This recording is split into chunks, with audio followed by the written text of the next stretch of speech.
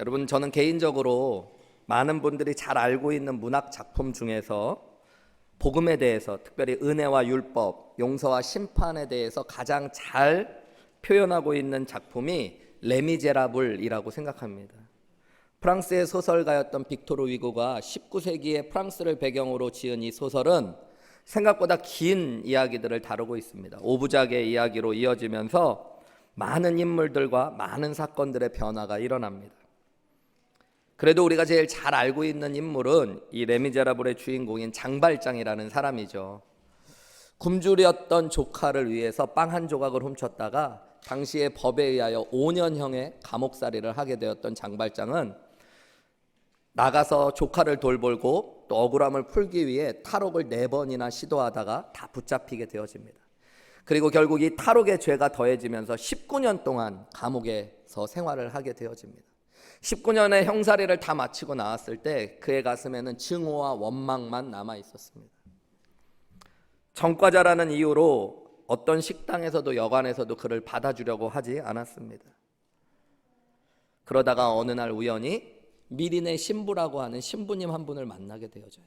이 신부님이 장발장을 무조건적으로 받아들여줘서 묻지도 않고 집에서 재워주고 음식을 먹여줍니다. 어떻게 보면 은혜를 경험한 건데요, 그는 그 은혜를 받을 준비가 되어 있지 않았습니다.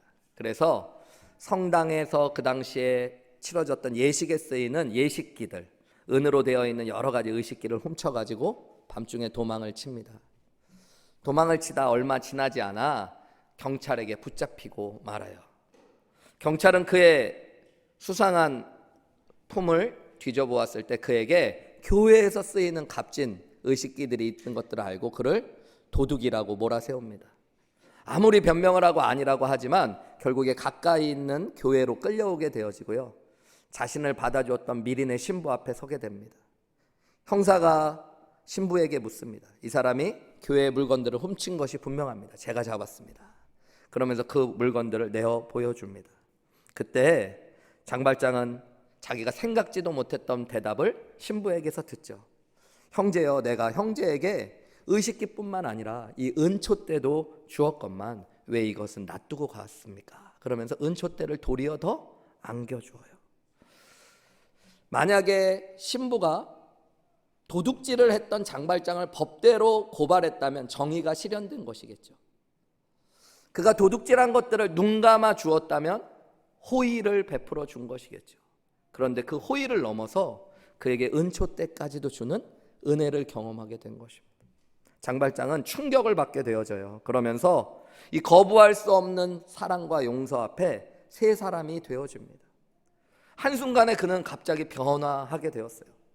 자신을 향한 배려, 순수한 사랑, 무조건적인 용서라는 것들을 경험하면서 그는 자신의 이름을 바꾸고 새 삶을 살아가기 시작합니다. 마들렌이라는 이름의 새 이름을 가지고 장식용 구슬 사업을 벌이는데요, 그 일이 대박이 터지게 되어지고요, 사업을 하면서 수많은 선행과 다른 사람들을 도와주면서 결국에는 그 도시의 시장까지도 되어집니다. 이것이 바로 은혜를 경험한 장발장의 이야기입니다. 이 레미제라블이라는 소설에는 자베르라는 형사가 한 명 등장합니다. 이 두 인물은 처음부터 끝까지를 관통하고 있는 주요 인물인데요, 이 자베르 경감은 사복경찰로 근무하는 사람이에요. 법과 정의가 세상에서 가장 중요하다고 생각하며 자신은 법을 지키는 수호자라고 생각했던 사람입니다. 죄인은 반드시 처벌받아야 된다라고 생각했던 것. 그는 형사의 촉으로 마들렌 시장을 의심합니다. 그리고 그가 범죄자 그리고 탈옥을 시도했던 장발장의 신분을 바꾼 것이라는 확신을 갖습니다. 나중에 장발장의 공장에서 억울하게 쫓겨났던 여인이 법을 어겼을 때 이 자베르 경감이 그녀를 체포하려고 하는데 도리어 장발장은 그녀를 도와주고 풀어줍니다. 분노가 나요. 법을 함부로 하는 장발장, 어떻게든 그 장발장을 내가 잡고 정체를 밝히겠다고 이야기합니다. 결국 자베르의 노력대로 장발장은 자신이 구해주었던 억울한 여인을 돕기 위해서 자신이 마들렌이 아니라 장발장이라는 이름의 전과자라는 것들을 밝히고 다시 감옥에 가게 되어집니다. 끝까지 법을 지키려고 하고 법을 수호하며 법만을 위해서 살았던 사람이 바로 자베르라는 사람이에요. 그는 법의 집행자였고 법의 수호자였습니다. 자신은 법을 어기지 않았다는, 법을 지키는 합법적인 시민이라는 자부심을 가지고 있었고, 법을 준수하게 하는 형사라는 자부심을 가지고 있었어요. 법을 어기는 사람들을 결코 용서하지 않으려 했습니다. 사실 이 두 인물은 용서와 심판, 은혜와 율법의 대표자들과 같은 사람들입니다. 여러분은 어떤 사람과 더 닮아 있다고 생각하세요? 신앙생활을 하고 교회를 다니면서 여러분은 장발장 같은 사람이 되어가고 계십니까? 아니면 자베르 같은 사람이 되어가고 계십니까? 장발장 같은 사람이 되어서 어느 날 세상을 살아갈 땐 몰랐는데 교회에 오고 신앙생활을 하고 말씀을 배우면서 내가 하나님 앞에서는 정말로 죄인이라는 것, 용서받을 수 없는 죄인이라는 것들이 깨달아지셨습니까? 그런 나에게 오신 하나님의 전적인 은혜가 감사해서 예수님의 십자가의 공로로 용서받고 구원받았다는 그 은혜가 너무 기뻐서 날마다의 나의 삶이 변화되어 가고 그 변화된 삶으로 다른 사람을 더 사랑해 가고 계십니까? 아니면 여전히 하나님의 법과 내가 정한 규칙, 종교적인 삶이 내 기준이 되어서 나는 누구보다도 열심히 살았고 의롭게 사는 사람이라고 생각하며 종교적인 열심에 심취해 자신의 의지와 노력으로 여전히 무언가를 해나가려고 노력하고 다른 사람들을 정죄하고 판단하는 자리에 서 계십니까? 어떻게 보면 우리는 이 두 가지 모습 중에 하나에 서 있을 수밖에 없는 사람들입니다. 여러분, 왜 이것이 중요할까요? 우리는 계속 갈라디아서를 통해서 온전한 은혜의 복음과 율법주의의 차이들을 살펴보고 있습니다. 사실 율법주의라는 것들 그 자체가 중요한 것도 있지만 복음을 복음으로 제대로 알려면 율법주의와 율법에 대한 이해가 필요하기 때문에 우리는 계속 율법과 은혜의 복음을 비교하며 보고 있어요. 여러분, 이것은 참된 신앙과 형식적인 종교인을 가르는 구분이 되어집니다. 참된 신앙이라는 건 여러분, 살아계신 하나님이 내 안에 정말로 느껴지고 그 십자가의 감동과 은혜가 내 안에 날마다 살아 숨쉬면서 하나님과의 참된 사랑의 관계 안에 걸어가는 것이 참된 신앙이에요. 예배에 와서도 여러분, 오늘 우리 성가대의 찬양을 들을 때 여러분 어떤 마음이 느껴지셨어요? 나 같은 죄인 살리신 주 내 놀라와. 우리는 이 영어 찬송가를 번역한 거라서 나 같은 죄인부터 시작하니까 약간 막 슬프게 시작하는데요. 원래 이 원 가사는 무엇으로 시작하는 줄 아시나요, 여러분? Amazing Grace. 놀라운 하나님의 은혜. 나 같은 죄인을 살리신 그 놀라우신 하나님. 여러분, 그 은혜가 너무너무 감사해서 예배 가운데도 날 사랑하신 그 주님을 사랑하면서 참된 신앙의 모습으로 예배하고 있는지, 아니면 여러분 그 사랑의 관계 안에 들어오지 못하고 종교적인 형식주의 안에, 율법주의 안에 갇혀 있지는 않은지 스스로를 돌아보실 필요가 있습니다. 목회를 하면서 많은 분들과 이야기를 나눠보면 생각보다 많은 분들이 이 형식적인 종교인의 모습에서 벗어나지 못하는 분들이 많이 계세요. 교회도 다닙니다. 헌금도 내고요.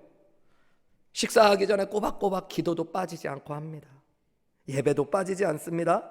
심지어 교회의 봉사나 구제나 헌금을 드릴 때에 헌신하기도 합니다. 그런데 최선을 다해서 그 신앙생활을 하며 나를 의롭게 할 수 있다라는 착각에 빠져 계신 분들이, 하나님을 사랑하는 마음도 없어요. 하나님의 은혜가 내 안에 흘러내려가지도 않습니다. 내 안에는 아무런 기쁨도 감사도 생명력도 없고 그저 껍데기만 남은 형식적인 신앙주의자들. 여러분, 그것이 율법주의의 모습이에요. 오늘 23절의 말씀에도 19절부터 24절까지 사도 바울은 율법주의에 대한 모습을 다시 한번 이야기하는데요. 특별히 23절 말씀 제가 읽어보겠습니다. 믿음이 오기 전에 우리는 율법 아래에 매인 바 되고 계시될 믿음의 때까지 갇혀있다라는 이야기를 해요. 여기 보면 매였다, 갇혔다라는 얘기를 하는데, 이 매이고 갇혔다는 건 죄수의 신분이 되었을 때 쓰였던 표현들입니다. 우리는 율법 아래 믿음이라는 걸 통해 온전한 복음과 은혜를 깨닫지 못하면요, 여러분, 사도 바울이 자신이 그랬는데 종교라는 형식의 율법주의 안에 갇히고 매여 있는 존재가 되어버리는. 여러분, 복음을 알 때만 우리는 자유함으로 기쁨으로 신앙생활을 할 수 있게 되어져요. 어떤 한 목사님이 교인이 어느 날 너무너무 억울하게 막 울면서 너무 원통해 하더래요. 그래서 무슨 일이 있나 물어봤더니 일주일을 금식하기로 하나님 앞에 약속을 했대요. 회사에 중요한 문제가 있어서 하나님, 내가 일주일 금식할 테니까 하나님 좀 해결해 주십시오. 하나님하고 이 계약하는 신앙, 딜을 하는 분들이 계시죠. 이게 율법주의의 특징 중에 하나예요. 하나님의 은혜를 모르는 사람들은 하나님을 자꾸만 내가 설득하고 움직이려고 하는 거예요. 계약을 하려고 해도 일주일을 하는데요. 꽤 옛날의 일이라서, 요즘에는 핸드폰이 있고 컴퓨터가 있으니까 데일라이트 세이빙 타임 때 시간이 자동으로 옮겨지는데, 이 일주일에 오전 금식만 하기로 한 거예요. 이분이 또 나름은 먹고는 살아야 돼가지고 오전만 12시까지 내가 딱 금식하겠다 하고 하는데, 마지막 날 데일라이트 세이빙 타임이 된 거예요. 그거 몰라가지고 밥을 끝나자마자 너무 배고파가지고 12시 넘자마자 딱 먹었는데 알고 봤더니 11시였던 거예요. 그게 너무너무 억울해가지고 막 분통해하면서 교회에 와서도 막 어떡하나, 하나님이 나한테 이렇게 하실 수가 있나, 내가 일주일을 지키려고 얼마나 노력했는데. 목사님한테 어떻게 해야 되냐고 묻더래요. 목사님, 제가 도대체 어떻게 해야 됩니까? 그래서 목사님 그랬대요. 그냥 내일 1시간 더 하시면 안 되겠냐고.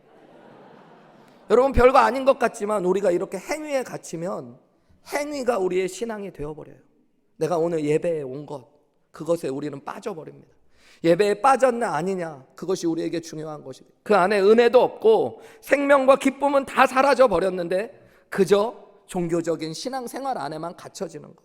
믿음이 오기 전에 율법주의는 우리를 그렇게 이끌어 간다는 것입니다. 여러분, 참된 복음을 알려면 그래서 이 율법에 대한 이해가 조금 있으셔야 돼요. 이 율법에 대한 이해가 분명히 되어지면 복음이 이해되어지기 때문입니다. 여러분, 율법과 율법주의도 좀 틀린 거예요. 율법은 하나님께서 자신의 의의 표준을 보여주신 법들입니다. 율법주의는 내가 그 하나님의 의의 표준을 다 지켜서 하나님 앞에 의롭고 설 수 있다라고 생각하는 마음입니다. 바울은 그것을 잘 설명하기 위해 19절부터 오늘 또 이런 이야기를 해요. 그런즉 율법이 무엇이냐? 첫 번째 질문이에요. 율법이 뭐냐는 거예요. 그것은 범법함으로 더하여진 거래요. 원래부터 영원히 있는 것이 아니라 그것은 잠깐 더해진 거래요. 우리가 조금 뒤에 보겠지만 여러분, 복음은 영원한 것이라고 해요. 바뀌고 변화되지 않는 것. 그런데 율법이라는 건 잠깐 더해진 거래요. 근데 왜 더해졌냐면 인간의 죄 때문에 더해진 것이래요. 왜 인간의 죄 때문에 여러분 율법이 더해졌을까요? 실제로 보면 하나님은 우리가 계속 살펴본 대로 아브라함의 때에 이미 믿음으로 의롭게 된다는 약속을 하셨습니다.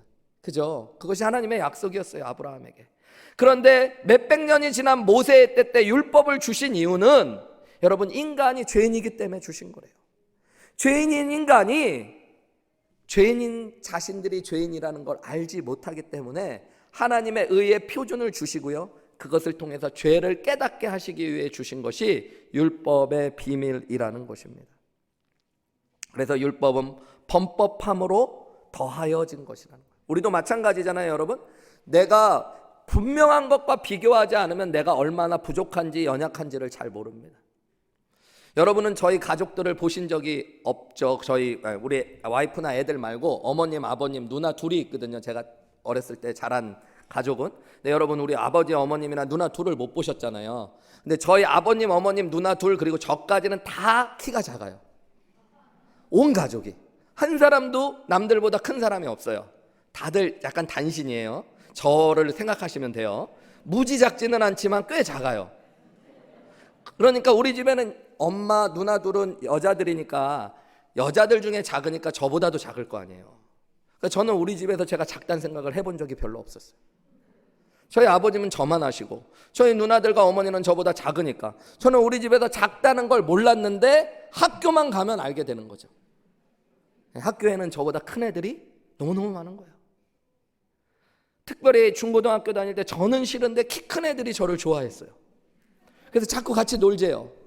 그 아이들 앞에 설 때마다 제가 얼마나 작은 것들을 느꼈는지 모르겠어요. 마찬가지예요, 여러분. 우리가 죄인인 것들을 우리 스스로 알 것 같지만 인간은 그렇지 못합니다. 인간은 무언가 분명한 비교 안에 서지 못하면 자기가 참 자베르 형사처럼 의로운 자들, 법의 수호자, 그리고 다른 사람과 다르다는 착각에 빠질 때가 너무너무 많이 있습니다. 그래서 하나님께서는 온전한 의의 표준으로 하나님 앞에서 설 수 있는 것이 무엇인가를 알려주기 위해 율법을 주신 거예요. 로마서 7장에 사도 바울이 이 이야기를 똑같이 합니다. 로마서 7장 7절에 보시면요, 그런즉 우리가 무슨 말을 하리요? 율법이 죄냐? 그럴 수 없느니라. 율법으로 말미암지 않고는 내가 죄를 알지 못하였대요.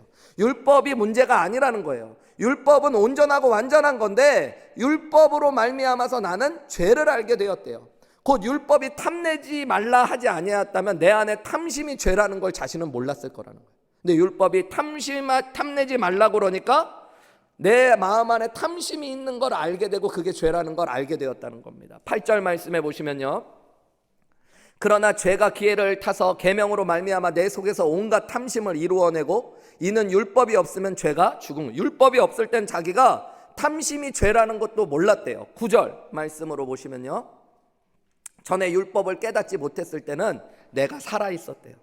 율법이란 걸 몰랐을 때, 탐심도 죄라는 걸 몰랐을 때 사도 바울은 자신이 의로운 자라고 생각하고 하나님 앞에 살아있는 사람인 줄 알았대요. 그런데 계명을 깨닫고 났더니 죄가 살아나고 도리어 나는 하나님 앞에 죽은 자가 되었다라고 이야기하는 것입니다. 그 다음이요, 생명에 이르게 할 그 계명 율법이 내게 대하여 도리어 사망에 이르게 하는 것이, 자기는 율법을 지키면 살 줄 알았는데 예수님 믿기 전에는 결국에는 복음 앞에 서게 됐더니 그 율법이 나를 살리는 것이 아니라 내가 죄인이라는 것들을 알게 되고 내가 죽을 수밖에 없는 사람이라는 것들을 알게 해줬다는 얘기입니다. 11절과 12절 계속 보실게요. 죄가 기회를 타서 계명으로 말미암아 나를 속였고 그것으로 나를 죽였다. 나는 옛날에 속았다. 나는 살 줄 알았는데 계명을 지키면 그것이 나를 죽인 것이었다. 마지막 절 읽겠습니다. 이로 보건대 율법은 거룩하고 계명도 거룩하고 의로우며 선한 것이라. 율법이 문제가 아니라 도리어 율법이 거룩하고 의롭고 선한 것이기 때문에 자신은 율법을 진짜로 깨닫고 났더니 율법 앞에 온전히 서고 나면 내가 죄인이라는 것들을 알 수밖에 없었다라고 이야기하는 것입니다. 여러분, 그래서 율법은 우리를 하나님 앞에 세우는 것이 아니라 우리가 죄인인 걸 깨닫게 하는 거예요. 근데 이게 여러분 나쁜 게 아닙니다. 오늘 우리가 나눌 본문의 말씀으로 돌아오면 여러분 갈라디아서 3장 24절 말씀 우리 같이 읽어볼까요? 시작. 이같이 초등교사가 되어 우리로 하여금 믿음으로 말미암아 의롭다함을 얻게 하려 함이라. 여러분, 율법이 하는 일이 있어요. 율법을 통해 죄를 깨닫는다고 그랬잖아요. 죄를 깨닫고 나면 여러분 율법이 우리를 그리스도께로 인도한다는 거예요. 내가 정말로 죄인이라는 걸 알고 나면, 사람은 나의 힘으로 구원을 이룰 수 없다는 걸 알고 나면 이제 구원자를 찾게 되어져 있어요. 그때 구원자이신 예수 그리스도 앞으로 나아갈 수 있게 되어지고요. 그래서 율법은 우리를 죄를 깨달아 그리스도께로 인도하고 그리스도가 우리를 믿음으로 말미암아 의롭게 하시는 구원자가 되신다고 성경이 이야기하고 있는 거예요. 여러분, 율법은 우리를 의롭게 하지 못합니다. 그러나 율법은 우리에게 죄를 깨닫게 하고 그것을 통해 그리스도께로 인도한다라는 것들을 기억하셔야 돼요. 오늘 본문 24절 말씀에는 율법이 우리를 그리스도께로 인도하는 초등교사가 된다는데, 이 초등교사는 파이파고다스라고 하는 헬라어로 가정교사를 의미해요. 근데 예수님 당시의 로마 문화에는 노예가 주인의 아들을 가리키는 교사로 쓰일 때가 있었는데 그 교사들을 일컬을 때 썼던 말이 이 파이파고다스라고 하는 초등교사라고 번역된 말입니다. 그들은 잠시 주인의 아들이 성년이 되고 자유인이 될 때까지 한시적으로 주인의 아들을 묵고 관리하는 역할을 해요. 율법이 마치 그런 거라는 것입니다. 율법은 영원한 것이 아니라 우리를 그리스도께로 인도하는 자리, 죄를 깨닫게 하고 복음 안에 서게 하는 자리까지만 나아가게 하는 것이라는 거예요. 율법은 구원의 수단이나 도구가 될 수 없는 것이죠. 율법 앞에서 죄인인 인간은 스스로의 의로는 구원받지 못함을 깨닫는 것, 그래서 예수 그리스도를 붙잡게 되어지는 것이 복음의 이야기인 것이에요. 여러분들 중에 막 율법에 대한 이야기들을 듣고 율법주의에 대한 이야기를 듣다 보면 그러면은 주님을 위해 살란 얘긴가 말란 얘긴가, 뭘 하란 얘긴가 말란 얘긴가 헷갈리시는 분들이 있을 수 있는데요. 여러분, 구원, 하나님 앞에 의롭게 되고 죄를 용서받아 하나님의 자녀 되는 데는 여러분 인간의 노력과 의지는 들어가지 않아요.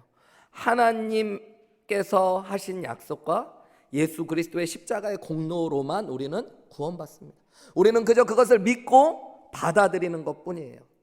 그렇다면 율법은 왜 필요해요? 오늘 본문에서는 우리가 중요한 것들을 배웠는데 죄를 깨닫게 하는 것이라고 그랬죠. 칼빈은 우리가 이제 나중에 율법에 대한 것들을 갈라디아서 끝까지 살펴보면 더 많이 알게 될 텐데요. 이 율법의 세 가지 역할, 용법에 대한 이야기들을 해줬습니다. 첫 번째는 우리가 지금 나눈 대로 죄를 드러내는 것이 율법의 능력이다. 첫 번째 용법이. 두 번째 용법은 악을 억제하는 용법이 있대요. 우리가 율법을 배우다 보면 너무 죄 지으면 안 되겠다, 이런 죄를 약간 인간의 선에서 억제하는 능력이 있어요. 그리고 세 번째 용법은 우리가 나중에 갈라디아 5장에서 살펴볼 텐데요, 그리스도를 위해 사는 방법을 그리스도인들에게 보여줍니다. 어쨌든 중요한 것은 여러분, 율법은 우리를 하나님 앞에 세워주지 못하고 하나님 앞에 살게 하지 못해요. 반대로 여러분, 복음이신 예수 그리스도는 우리를 하나님 앞에 죄 가운데 용서받게 하시고 하나님 앞에 세워주시는 은혜가 있습니다. 우리의 인생에서 하나님의 주신 복이 참 많지만 여러분, 그 중에서 가장 큰 복이 예수님 믿는 것, 예수님 만나는 것인 것이 바로 이것 때문인 것이에요. 예수님의 은혜를 깨닫고 하나님의 전적인 은혜로 예수님과 깊은 관계로 들어갈 때 여러분, 진짜 신앙이 시작되는 거예요. 그리고 그럴 때 하나님은 우리를 하나님의 자녀 삼아 주시고 하나님 앞에 의롭다 하시는 하나님의 은혜를 누리게 하시는 것입니다. 오늘 사도 바울은 율법에 대해서만 이야기하는 게 아니라 본격적으로 복음에 대해서 얘기하는데요, 복음을 특별히 설명하면서 15절 말씀에 보면 복음은 마치 사람의 언약과 같다라는 비유를 드십니다. 15절 말씀을 제가 읽어볼게요. 형제들아, 내가 사람의 예대로 말하노니. 이 얘기는 무슨 얘기냐면요, 번역의 말투가 조금 딱딱해서 여러분이 쉽게 와닿지 않을 수 있는데, 갈라디아 교회 형제들아, 내가 사람이 아는 예를 들어서 설명해 주겠다, 이런 얘기입니다. 당시에 사람들이 살아가는 예로 설명을 하겠대요, 복음과 율법에 대해서. 그러면서 하는 얘기가 뭐냐면, 사람의 언약은 정한 후에는 아무도 패하거나 더하거나 하지 못한다라는 이야기를 합니다. 여기 사람의 언약을 통해서 복음을 설명해요. 이 사람의 언약이라고 번역된 헬라어 디아세케라는 말은 법적인 유언을 가리킬 때 쓰는 말입니다. 사실은 그냥 일반 약속이 아니라 유언, 법적으로 확정된 유언을 가리킬 때 쓰는 말이 디아세케예요. 우리가 일반 세상에서 사람들끼리 쓰는 유언의 예를 통해서 복음에 대해서 설명하겠대요. 무슨 얘기를 하냐면, 유언이라는 것도 확정된 후에는 아무도 패하거나 더하거나 하지 못한다는 것 너희가 알고 있지 않냐, 이런 얘기를 하는 거예요. 그 얘기는 뭐예요? 복음도 하나님이 확정하신 뒤에는 변하거나 바뀌는 게 아니라는 거예요. 갈라디아 교회에 들어갔던 율법주의자들은 이런 주장을 했던 것 같습니다. 그래, 니네 말이 맞아. 바울이 말한 대로 아브라함 때에는 하나님이 믿음으로 의롭다고 여기신 게 맞는데 그때는 율법이 없어서 그랬던 거야. 그런데 몇백 년이 지나고 나서 430년의 그 이스라엘 백성들의 노예 기간이 끝나갈 때쯤 하나님이 모세를 통해 율법을 주시고 나서는 이제는 믿음으로 의롭게 되는 것이 아니라 율법으로 의롭게 된다라고 하나님이 바꾸신 거야 라는 주장이 있었던 것 같아요. 그것에 대하여 사도 바울은 지금 이야기하고 있는 거예요. 하나님께서 하신 약속은 바꾸거나 폐하여지는 것이 아니다라고 이야기해요. 마치 유언과 같이. 여러분, 유언이라는 것이 오늘날도 그렇지만 고대 사회에서도 중요한 약속들이었습니다. 내가 죽고 나서 일어나야 될 중요한 일들을 법적으로 확정짓는 거예요. 그렇기 때문에 죽기 전에 이것들은 정합니다. 유언이라는 것. 주로 유언이라는 건 그냥 남기고 싶은 말을 남기는 게 아니고요, 여기서 얘기하는 법적인 유언인 디아세케라는 말은 변호사나 법을 통해서 확정된 유언을 얘기해요. 그러니까 이 유언을 할 때는 대부분 뭐가 있었겠어요, 여러분? 제 말씀 잘 듣고 계시는 거죠? 뭐가 있었겠어요, 여러분? 이 유언을 남길 때 법적으로 무언가를 확정 지으려는 사람들은 대부분 뭐가 있었겠습니까? 산. 다들 맨손으로 태어나서 부모님께 아무것도 받은 것 없이 꿋꿋이 살아가고 계셔서 그런 거 잘 모르시나 본데, 여러분, 유산이 있는 사람들이 유언을 법적으로 남기는 거예요. 예. 그런 집도 있어요, 여러분. 예. 유언으로 남길 때 이것도 이제 자기가 죽고 나서 이루어져야 되는 일이니까 미리 그것을 법적으로 정하니, 그게 디아세케라는 말이에요. 큰아들에게는 강남에 있는 빌딩 5개를 주노라. 둘째 아들에게는 강북에 있는 빌딩 4채를 주노라. 셋째 딸에게는 미안하지만 지방에 있는 건물 3채를 주노라. 뭐 이런 거예요.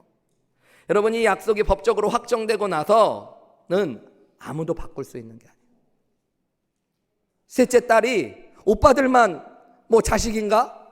나는 왜 지방에 있는 거야? 나는 왜 건물 3채밖에 안 줘? 나는 용납 못하겠어. 강남에 있는 거 하나는 받아야겠어. 이런다고 여러분 바꿀 수 있는 게 아니라는 거예요.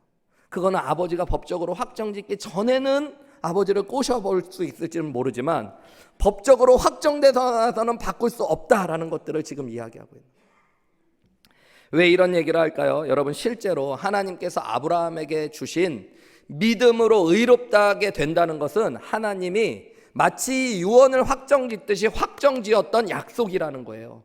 실제로 여러분, 창세기 15장에 보면 하나님께서 아브라함을 믿음으로 의롭다 하신 이야기가 나옵니다. 우리 이미 살펴봤지만요, 15장 6절 말씀에 보면 하나님이 아브라함을 데리고 별을 보라고 말씀하시며 내 자손을 이와 같이 많게 할 것이다, 그리고 내가 너에게 자손을 통해 복을 줄 것이다 라고 말씀하셨을 때 아브라함이 여호와를 믿었고요, 그 믿은 것들을 여호와께서 의로 여기셨대요. 의로 여기신 뒤에 아브라함에게 복을 주시겠다고 말씀하시겠어요. 너를 이제 의롭게 여기니까 내가 땅들로 축복할 거야. 그러고 났더니 아브라함이요, 여러분 8절에 보시면 하나님 앞에 이렇게 이야기합니다. 여호와여, 내가 이 땅을 하나님께서 주시는 복을 확증으로 받는다는 것을 내가 어떻게 할 수 있습니까? 그래요. 하나님 좀 확인해 주십시오. 그래요. 이 얘기는 하나님 앞에 계약서를 좀 써달라는 얘기를 한 거예요. 그러니까 하나님이 9절부터 당시에 사람들이 했던 계약서를 쓰는 작업을 하십니다. 뭐라고 그러냐면 3년 된 암소, 3년 된 암염소, 3년 된 발음이 너무 안 되네요. 제가 이게 어려운 발음인가? 3년 된 암소, 3년 된 암염소, 3년 된 순양, 산비둘기와 집비둘기 새끼. 예, 강장, 공장, 공장장은 이런 게 아닌데 이거를 가져오라고 얘기하셔요. 그 다음에 10절에 보면 그것들을 다 중간을 쪼개라고 이야기하고 세마는 쪼개지 말래요. 여러분, 이것이 우리가 보면 좀 낯설어 보이지만 아브라함 시대에는 누구나 알 수 있는 언약을 체결하는 방식이었어요. 아브라함 당시에 언약을 체결할 때 오늘날 같이 종이가 흔한 것이 아니었으니까요. 그리고 뭐 공증을 받을 수 있는 곳이 있는 게 아니니까 동물들을 반으로 쪼개고요, 두 사람 언약의 당사자들이 횃불을 들고 그 사이를 지나갑니다. 그러면서 이렇게 고백해요. 우리 둘 중에 누구든지 우리가 한 약속을 어기면 이와 같이 죽을 것이다. 쪼개져서 죽을 것이다 라고 고백하는 거예요. 오늘 하나님이 지금 아브라함을 의롭다고 여기신 것들을 확정 지어주고 계셔요. 그런데 여러분, 어떻게 확정지고 계시는 줄 아세요? 나중에 말씀해 보면 재미있게도 여러분 12절 말씀에 보면 이렇게 쪼개라고 하신 뒤에 해질 때 아브라함에게 깊은 잠이 임했대요. 아브라함이 잔 게 아니라 성경은 의도적으로 잠이 임했다고 합니다. 수동적으로 하나님이 아브라함을 잠들게 하세요. 그리고 나서 17절 말씀에 보면요, 17절 말씀에 해가 져서 어두울 때에 연기나는 화로가 보이며 타는 횃불이 쪼갠 고기 사이를 지나갔대요. 아브라함은 자고 있는데 하나님 홀로 그 횃불을 들고 그 자리를 지나가셨어요. 아브라함을 의롭다 하신 것들을 확정지어 주시고 그에게 주시는 복을 확정지어 주실 때 하나님은 홀로 그 자리를 지나가셨어요. 여러분, 이것이 아브라함을 통해서 주셨던 믿음으로 의롭게 되는 약속입니다. 여러분, 이 약속은 하나님이 일방적으로 하신 약속이고 그것을 유언과 같이 확정 지으셨어요. 그죠? 하나님이 지금 계약서의 도장을 딱 찍으신 거예요. 그래서 이 약속은 바뀌어지는 거예요? 바뀌어지지 않는 거예요? 바뀌어지지 않는 약속이라고요. 율법이 주어졌다고 율법으로 구원받는 행위가 대체되는 것이 아니라 하나님은 그분 스스로 일방적으로 하나님께서 신실하심으로 이 약속을 확정 지으셨대요. 여러분, 그 말을 17절 말씀이 이렇게 이야기하는 것입니다. 내가 이것을 말하노니 하나님께서 미리 정하신 언약을 430년 후에 생긴 율법이 폐기하지 못하고 그 약속을 헛되게 하지 못한다라는 것입니다. 무슨 얘기예요, 여러분? 복음은 아브라함 때부터 지금 갈라디아 교인들의 때, 그리고 지금 오늘 때까지 여러분 변함없는 복음인 줄 믿으시라는 것입니다. 이것은 하나님께서 약속하신 거예요. 여러분, 하나님께서 아무도 바꿀 수 없고 패할 수 없도록 정하신 약속이라는 것입니다. 믿음으로 의롭게 되는 것, 그것은 하나님이 하신 약속이에요. 여러분, 이것이 얼마나 감사한 일입니까? 여러분, 만약에 여러분이 유언으로 유산을 받게 되었다면 이제 어떻게 해야 될까요, 여러분? 다들 남들의 얘기라서 별로 관심들이 하나도 없으시죠. 유산 받는 얘기는 별로 관심이 없으세요, 여러분? 유산을 부모님이 주시기로 약속했다. 그럼 이제 어떻게 해야 돼요, 여러분?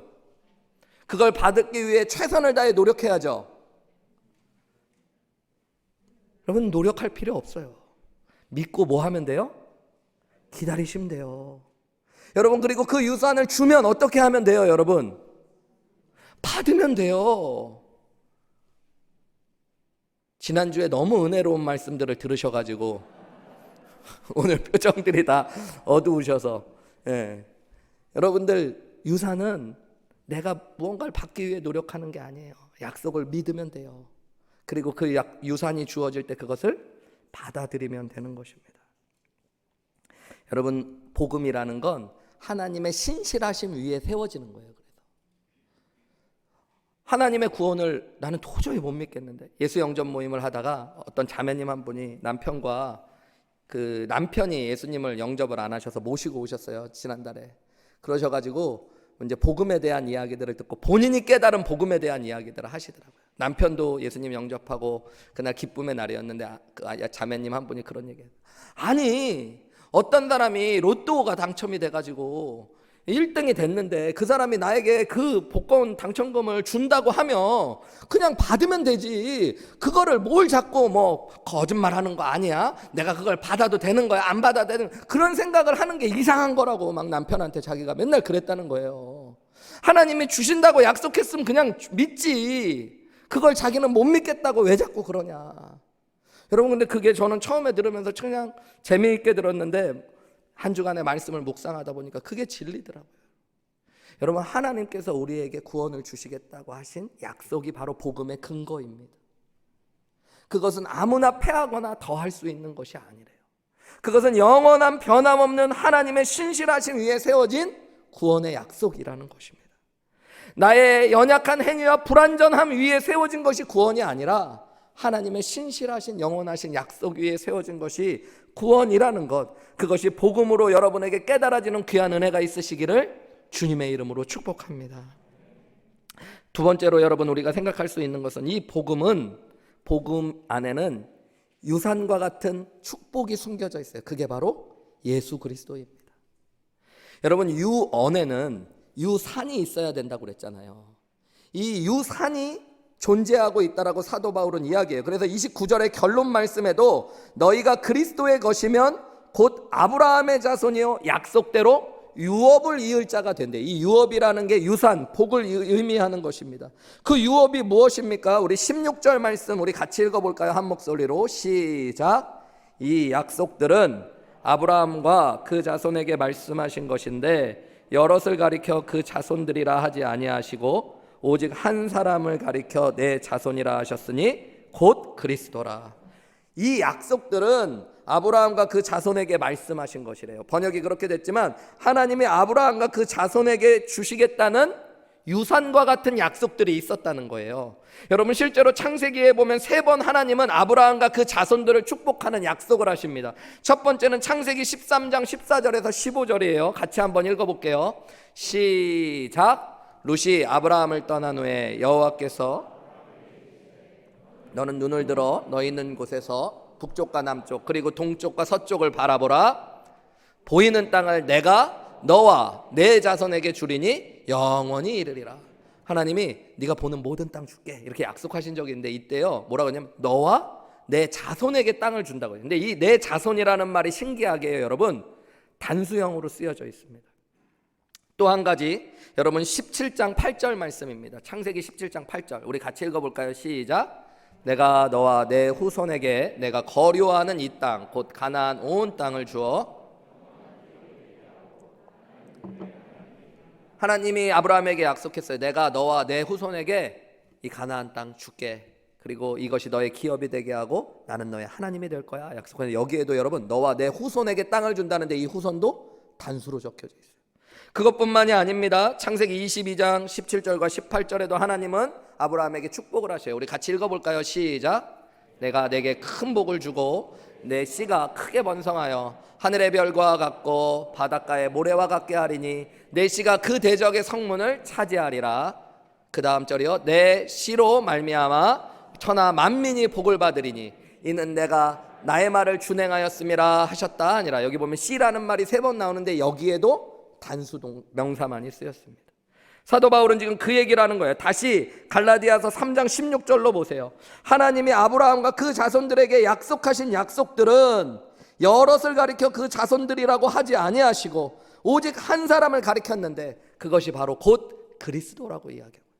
하나님이 아브라함에게 하셨던 약속에는 비밀이 숨겨져 있대요. 하나님 표면적으로 보면 아들 이삭을 주시고 그 이삭을 통해 축복을 주시겠다는 말씀으로 보이지만 구속사의 은혜에서 봤을 때 사도 바울은 그것이 아브라함의 자손으로 오실 예수님, 그 예수님을 통해 복을 주실 것들을 말씀하신 것이래요. 그리고 그것이 여러분 하나님께서 유언과 같은 약속으로 복음을 우리에게 주신 유산과 같은 복이라고 이야기하고 있는 거예요. 여러분 그래서 하나님의 약속을 믿는, 복음의 약속을 믿는 자들에게 하나님이 주시는 유산과 같은 복이 뭐예요? 예수 그리스도라는 거예요. 예수 그리스도.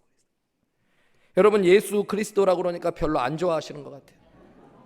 아까 같이 그냥 강남에 땅이 5개 정도 와야지 좋은데, 여러분 근데 예수 그리스도를 우리가 받는 것, 예수 그리스도를 우리가 갖게 되는 것, 이게 얼마나 큰 복인지 모릅니다.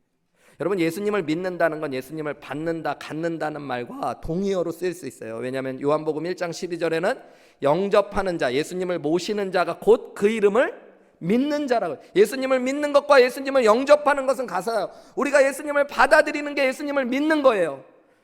요한계시록의 말씀처럼 볼지어다 내가 문 밖에 서서 두들기노니 누구든지 내 음성을 듣고 문을 열면, 마음의 문을 열고 예수님을 모셔드리는 자에게 예수님은 들어오셔서 나는 들어가 그로 더불어 먹고 그는 나와 더불어 먹으리라.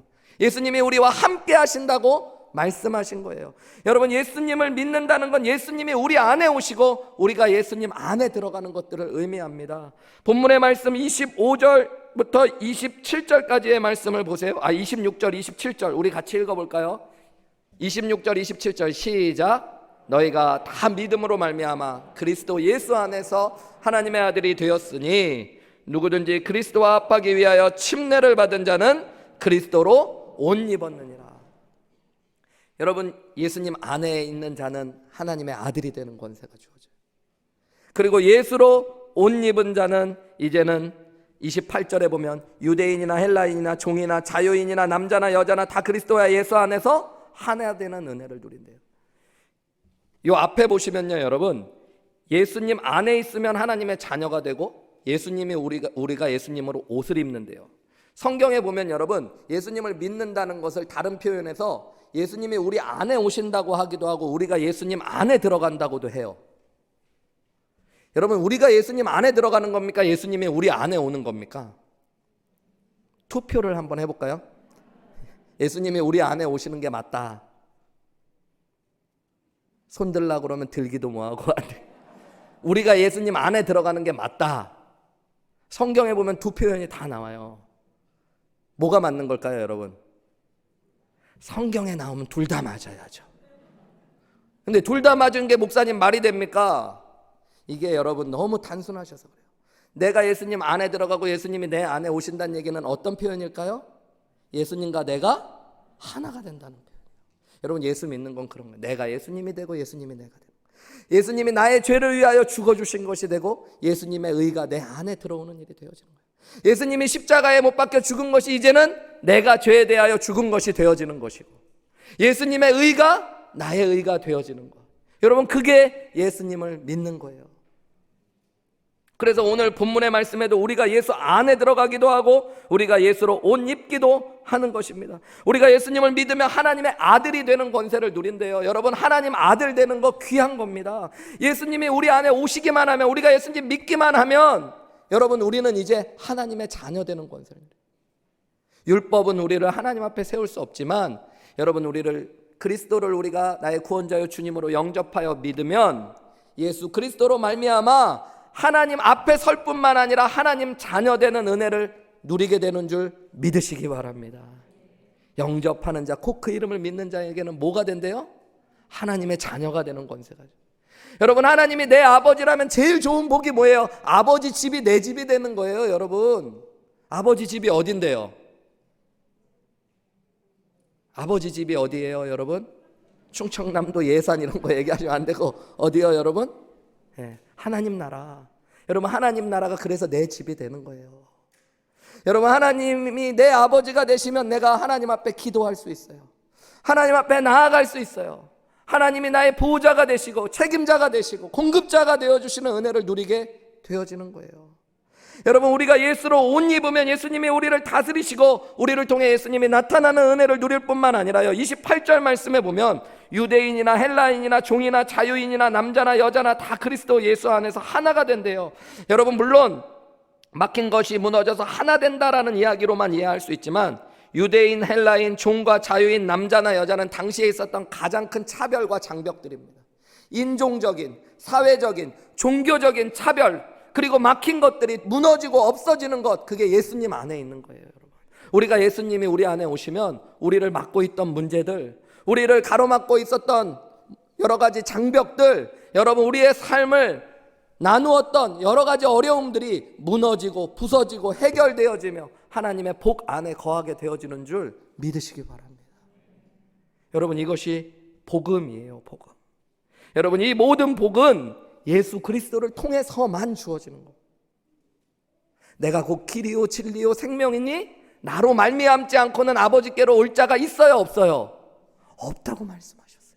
여러분, 오직 예수님으로만 하나님의 자녀되고 하나님 안에 나아갈 수 있는 길을 누리게 되어지는 줄 믿으시기 바랍니다. 여러분, 이것이 얼마나 큰 은혜입니까? 여러분, 이게 복음이라면 하나님이 약속하신, 일방적으로 패하지 않고 바꿀 수 없게 주신 것이 하나님의 유언과 같은 약속이 복음이라면, 그 복음의 유산이 예수 그리스도, 그분으로 말미암아 하나님의 자녀되고 우리 안에 모든 막힌 문제가 풀려지는 은혜라면, 여러분, 우리가 할 수 있는 일은 무엇일까요? 믿고 받아들이는 거예요. 하나님을 신뢰하고 마음을 열고 예수님을 받아들이시는 겁니다. 앞에도 말씀드렸던 레미제라블의 마지막 이야기들은 이렇게 되어집니다.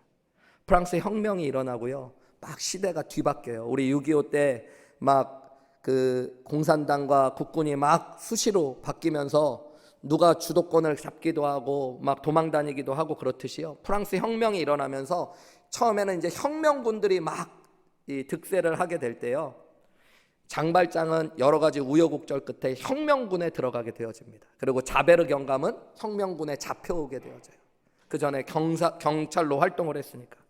그리고 장발장이 혁명군에서 공훈을 세우면서요, 자베르 경감의 생사를 결정할 수 있는 권한이 주어집니다.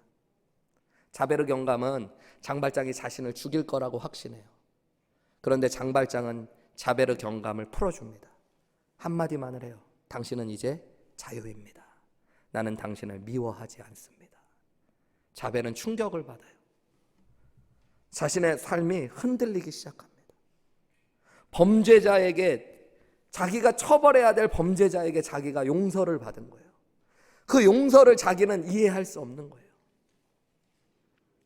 시간이 지나 마지막 장면에서 장발장이 그 혁명군으로 일하다가 부상당한 혁명군 동료를 구출하기 위해서요, 프랑스 군인의 옷을 훔쳐 입고 도망을 가다가 이번에는 자베르에게 잡히게 되어집니다.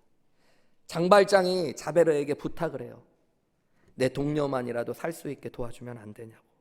자베르는 잠시 고민을 하다가 장발장과 그 일행들을 도망가게 해줍니다. 그리고요, 그는 법의 수호자인 자신이 법을 어겼다는 것, 그리고 자신이 그렇게 쫓았던 범죄자 장발장이 자신을 용서했다는 이런 여러 가지 일들 때문에 삶이 흔들리기 시작합니다. 그러고 자베르의 마지막 노래가 시작되어져요. 저도 솔직하게 레미제라블을 책으로 못 읽고 영화로만 봐서 여러분에게 뮤지컬로 봐서 노래로밖에 설명 못해요. 오늘 저녁에 다 집에 가셔서 레미제라블 영화 한 편씩 가족들과 보시기를 부탁드리겠습니다. 책은 이렇게 두꺼워요. 자베르가 이렇게 노래하기 시작합니다. 아, 내 생각은 혼란에 빠지고 말았구나. 장발장 그는 과연 믿을 만한 사람인가? 그의 죄를 나는 과연 용서해야 될 것인가? 결코 지금까지 의심해보지 않았던 것들을 이제는 의심하게 되는구나. 내 심장은 돌과 같았는데 이렇게 흔들리고 있구나. 내가 알던 세상은 어둠 속에서 길을 잃고 말았네. 그는 천사인가 악마인가? 오늘 내 목숨을 살려준 일이 오히려 나를 죽이는 일임을 장발장 그는 알고 있었는가? 나는 이제 이 세상으로부터 도망치려고 하네. 장발장의 세상으로부터 더 이상 내가 갈 곳이 없구나. 더 이상 나는 살아갈 수 없구나. 그리고 그는 차가운 세느강에 몸을 던져 자살을 합니다. 여러분, 이 이야기에 보면 자신이 받을 수 없는 용서와 은혜를 경험한 두 사람이 등장하죠. 장발장은 미린의 신부에게 은혜를 경험했어요. 그리고 그는 그 은혜를 받아들였습니다.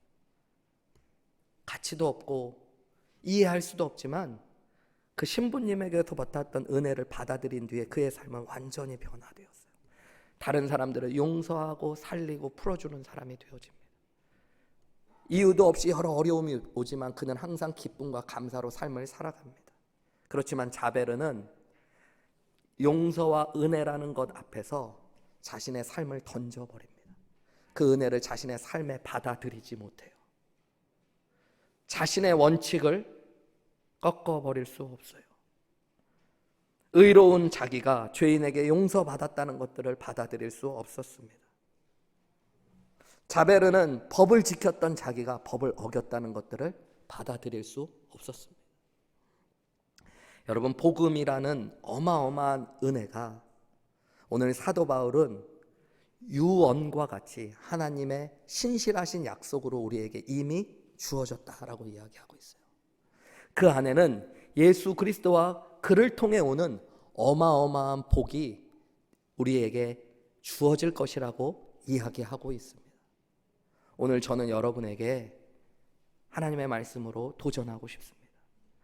아직도 교회를 다니며 종교적인 형식적인 삶 안에는 있지만 내 마음을 열어 예수님을 나의 구원자여 주님으로 영접하지 못한 분이 계시다면 여러분, 잠시 자신의 힘을 내려놓고 그동안에 쥐었던 주먹을 잠깐 펴시고 나 같은 죄인을 살리신 예수님의 은혜 앞에 손을 내밀어 예수님을 영접하시는 귀한 은혜가 있으시기를 주님의 이름으로 축복합니다. 그 은혜가 여러분을 살리고 여러분을 구원해낼 줄 믿습니다. 여러분, 이 자리에 계신 분들 가운데 이미 예수님을 나의 구원자여 주님으로 믿고 구원받은 분들이 계시다면 오늘 이 아침에 감사하는 귀한 은혜가 있으시기를 주님의 이름으로 축복합니다. 그 은혜가 정말로 우리 안에 살아 숨쉬어서 여러분 강물처럼 살아 움직이게 돼서, 제가 열흘 동안 이스라엘을 갔더니 이스라엘 땅에 특징이 있더라고요. 물이 너무너무 귀한 곳인데 그곳에요, 여러분, 비가 없으면 모든 것들이 메말라 버리지만 비가 오기 시작하면요, 메말랐던 곳에 물이 차고 넘쳐서 홍수가 날 정도로, 사람들이 위험해질 정도로 물이 한 번씩 차고 넘친다고요. 여러분, 오늘 하나님의 은혜가 메마른 우리 안에 성령의 축복 가운데 부어지시기를 주님의 이름으로 축복합니다. 말로만이 아니라 우리를 사랑하시는 그 은혜가 우리 안에 임해서 오늘 주님이 주신 말씀처럼 예수 그리스도의 은혜로 말미암아 우리 안에 묶여져 있는 문제들, 우리를 가로막고 있는 모든 문제가 부서지고 주님이 주시는 기쁨과 자유가 회복되는 귀한 아침 되시기를 주님의 이름으로 축복합니다. 우리 함께 기도하며 나아가시겠습니다. 여러분, 복음의 이 귀한 유산과 같은 약속 위에서 우리가 무엇을 하며 어디에 서야 되는지 살펴보시기 원합니다. 장발장처럼 그 은혜를 받아들여 우리의 삶 안에 간직하며 그 은혜가 우리의 삶을 변화시키도록 우리를 내어 맡길 것인지, 아니면 자베르처럼 그 은혜를 도저히 이해하고 받아들일 수 없어 오늘도 마음을 닫고 우리의 삶을 죽음의 자리로 나아가게 할 것인지, 오늘 그 하나님의 사랑이 우리 안에 우리를 구원해내고 우리의 삶의 문제를 해결하시는 놀라운 은혜를 누리게 하실 줄 믿습니다. 우리 함께 기도하며 나아가시겠습니다.